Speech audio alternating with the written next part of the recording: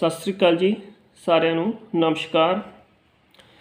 आज की जो वीडियो है हमारी ये भी बहुत अच्छी वीडियो है। मैं आप लोगों को कुछ टिप्स बताने लगा हूँ जो आपके टूरिस्ट वीज़ा में आपकी हेल्प करेगा। डेफिनेटली हेल्प होगी आपकी अगर आप ये सारी चीज़ें फॉलो करोगे। सबसे पहले है अननेसेसरी डॉक्यूमेंट्स।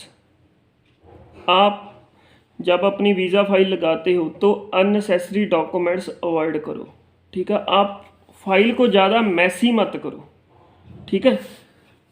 ऐसा ना हो कि आप फाइल मैसी कर दो और जो डॉक्यूमेंट वीज़ा ऑफिसर को देखना था और वो कंफ्यूज हो जाए और वो डॉक्यूमेंट वो ना देखे। इस बात का ख्याल रखो। मैं एग्ज़ाम्पल देता हूँ।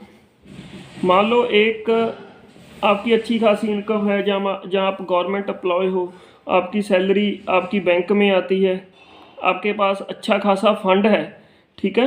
तो उस हालत में आपको ज़रूरत नहीं है कि आप प्रॉपर्टी डॉक्यूमेंट लगाओ।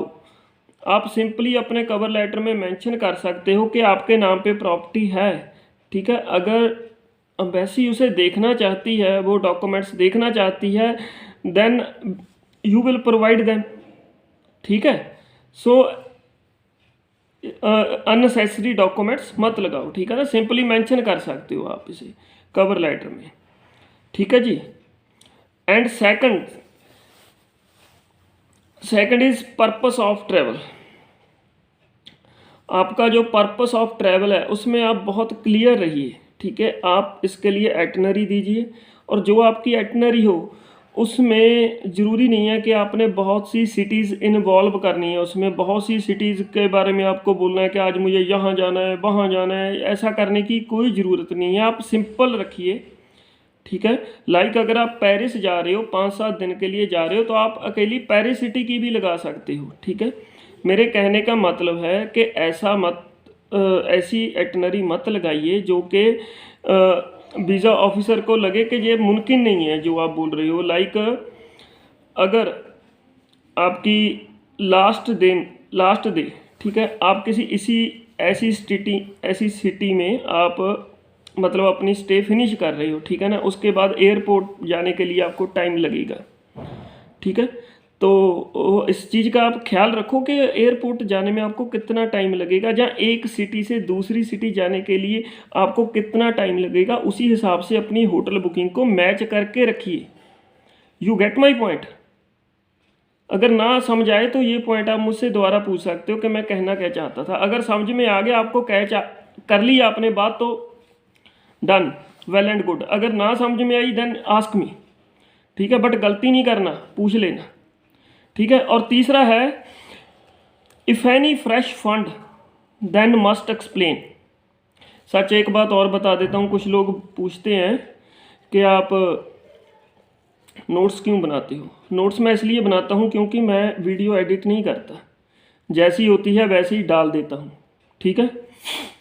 मेरा मकसद ये नहीं है कि मैं सुंदर दिखूँ या कोई भाई बहुत अच्छा लगे, ये मेरा मकसद नहीं है। मेरा मकसद है सिंपली जो मैं कहना चाहता हूँ वो आप तक पहुँच जाए, आप लोग समझ जाओ। मैं नोट्स इसलिए बना लेता हूँ ताकि मैं कुछ भूल ना जाऊँ, ठीक है ना। जो बात आपको समझानी है उसमें से कुछ स्किप ना कर दूँ, ठीक है। ये कारण है उसका। If any fresh fund then must explain. अगर कोई फ्रेश फंड आया है, आपने कोई कमेटी उठाई है, ठीक है। अगर आपके पास किसी से आपने पैसा लेना था, ठीक है ना, तो उसने अचानक से आपके अकाउंट में फ्रेश फंड डाला है या ज़्यादा फंड डाला है, then must explain in cover letter, ठीक है। उसका सोर्स ऑफ फंड एक्सप्लेन करो, किससे पैसा लेना था या वो पैसा क्यों आया है, तो उसे एक्सप्लेन करो अपने कवर लेटर में। अगर वीज़ा एप्लीकेशन फॉर्म में प्लेस है, जगह है, बचती है, तो वहाँ पे करो, नहीं तो फिर कवर लेटर में करो, ठीक है। ये बहुत ज़रूरी पॉइंट है, इसे भूलना मत, ठीक है। And next one, travel cost. If you are belongs to middle class family then make it low. Don't provide expensive hotels to the embassy. Expensive hotel bookings नहीं देनी है। अगर आप मिडिल क्लास फैमिली से बिलोंग करते हैं, आपकी income सीमित है, इनफ मनी नहीं है आपके पास, देन कोशिश कीजिए कि आपका जो ट्रैवल कॉस्ट है वो बजट में आए, कम से कम हो। ऐसा नहीं है कि आपने 3 स्टार 4 स्टार होटलों की बुकिंग दे देनी है, ठीक है। सो ये इस चीज़ का भी ख्याल रखना। Next, cover letter. Clearly tell to the visa officer why do you think you deserve this visa. आई बात समझ में? Don't request him. एम्बेसी को रिक्वेस्ट नहीं करना है, आपकी रिक्वेस्ट को वो मानेगी भी नहीं। Must be tell him about the fact. आपको फैक्ट पे बात करनी है, आपको रिक्वेस्ट नहीं करना है, क्योंकि एम्बेसी जो आपको वीज़ा देती है वो according to rules and regulation देती है, इमिग्रेशन रूल्स एंड रेगुलेशन। अगर उन रूल्स एंड रेगुलेशन के मुताबिक आपको वीज़ा मिलना है तो वो आपको वीज़ा देते हैं, नहीं आपका वीज़ा रिफ्यूज़ कर देते हैं। सो आपको फैक्ट के ऊपर रहना है, रिक्वेस्ट के ऊपर नहीं रहना है। वैसे हम लिखते हैं कवर लेटर में, लास्ट में लिखते हैं कि हम रिक्वेस्ट कर रहे हैं, आप हमें जो नेसेसरी वीज़ा है वो इशू कर दीजिए, बट मेरा कहने का मतलब वो नहीं है कि वहाँ पे रिक्वेस्ट नहीं लिखना है, वहाँ पे रिक्वेस्ट लिखना है, बट आपका जो कंसंट्रेट होना चाहिए वो फैक्ट पे होना चाहिए। आपको बताना है वीज़ा ऑफिसर को कि आपको क्यों वीज़ा मिलना चाहिए, आपको बताना है उसे कि मैं वापस आऊँगा, जे कारण है मेरे वापस आने के, कोई रीज़न नहीं बनता कि मैं मतलब उधर जाकर वापस ना आऊँ, ठीक है जी। अगर इन सभी बातों में अगर आपको कुछ समझ में ना आया देन मस्ट आस्क मी। गलती नहीं करनी है, ठीक है ना, गलती की गुंजाइश नहीं है।